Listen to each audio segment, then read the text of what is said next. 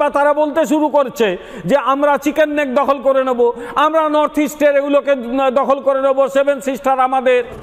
কথা কও, কথা কও, কোনো কথা নেই। মৌনী বাবা হয়ে গেছেন মোহাম্মদ ইউনূস। পশ্চিমবাংলা দাদারা যখন সমালোচনা করবে তখন বুঝে নিবে সঠিক পথেই আছে বাংলাদেশ। পশ্চিমবাংলার মিডিয়া বাংলাদেশের প্রধান উপদেষ্টা ডক্টর মোহাম্মদ ইউনূসকে নিয়ে চালিয়ে যাচ্ছে সমালোচনা। প্রধান উপদেষ্টাকে নিয়ে সমালোচনা করতে গিয়ে তারা নির্লজ্জ মিথ্যাচারও করছে। ডক্টর মোহাম্মদ ইউনূসকে কটাক্ষ করতেও পিছপা হচ্ছে না তারা। এতদিন যে বাংলাদেশকে ভারতীয় মিডিয়া পাইয়ে রাখত, আজ সেই পশ্চিমবাংলার মিডিয়া ডক্টর মোহাম্মদ ইউনূসের কাছে ধরাশয়ী হয়ে গিয়েছে। ভারতকে শিক্ষা দিতে গিয়ে ডক্টর মোহাম্মদ ইউনূসের একটি সিদ্ধান্ত যেন তীরের মতো গেঁথেছে ভারতের বুকে। ডক্টর মোহাম্মদ ইউনূসকে নিয়ে কি বলছে পশ্চিমবাংলার মিডিয়া, আসুন তা দেখি। যে আলফাকে এক লরি পাঠিয়েছিল, আর্মস পাঠিয়েছিল, যে সমস্ত টেররিস্ট তাদের একে একে মুক্তি দেওয়ার সিদ্ধান্ত নেওয়া হচ্ছে কেন? এগুলো প্রত্যেকটাই কিন্তু ভারতের নিরাপত্তার ক্ষেত্রে একটা হুমকি তৈরি করতে পারে।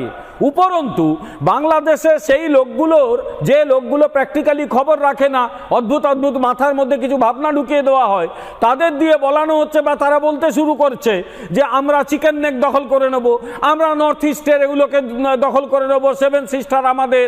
কেউ কেউ পশ্চিমবাংলার বলছেন যে আপনারাও বিদ্রোহ করে বেরিয়ে আসুন, পশ্চিমবাংলার লোকজন যেন ওদের কথায় বসে আছে শুনবে বলে।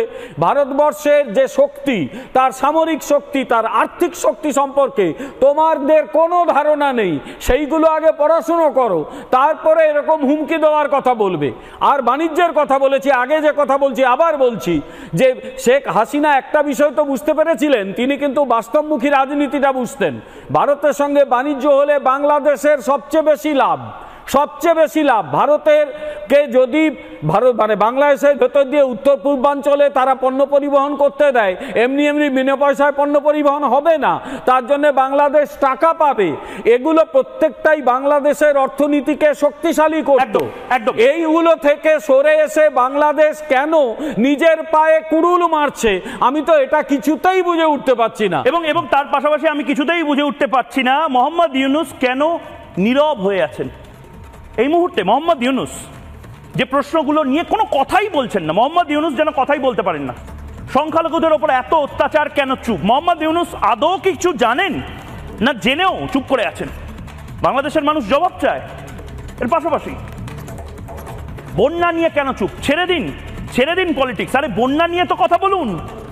কথা কও, কথা কও, কোনো কথা নেই। মৌনী বাবা হয়ে গেছেন মোহাম্মদ ইউনূস। এরপরে পাহাড়ে আদিবাসীদের ওপর আক্রমণ, চুপ কেন? এটাই তো জিজ্ঞেস করছি। পাগলাগারদের পাগলদের সাথে নোবেলজয়ী ডক্টর মোহাম্মদ ইউনূস কথা বলেন না। ডক্টর মোহাম্মদ ইউনূসের দৃষ্টি আকর্ষণ করতে পশ্চিমবাংলার পাগলদের পাগলামি দিন দিন বেড়েই চলেছে। তবে নোবেলজয়ী ডক্টর মোহাম্মদ ইউনূস কোনোভাবেই পাত্তা দিচ্ছে না ভারতীয় মিডিয়াকে। কারণ ডক্টর মোহাম্মদ ইউনূস ভালো করেই জানেন কুকুরের সাথে তর্ক করে লাভ নেই।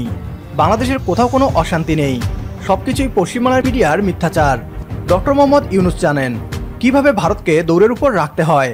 অতীতে বাংলাদেশের রাষ্ট্রপ্রধানরা ভারতের কথা মতো চলত। এই প্রথম আমরা এমন এক রাষ্ট্রনেতা পেলাম যিনি বুক ফুলিয়ে চোখে চোখ রেখে কথা বলেন। আমাদের সাথে যদি আপনিও একমত হন তাহলে কমেন্ট বক্সে ইয়েস লিখে জানিয়ে দিন আমাদের। সেই সাথে ভিডিও শেয়ার করে দেখার সুযোগ করে দিন আপনার বন্ধুদের।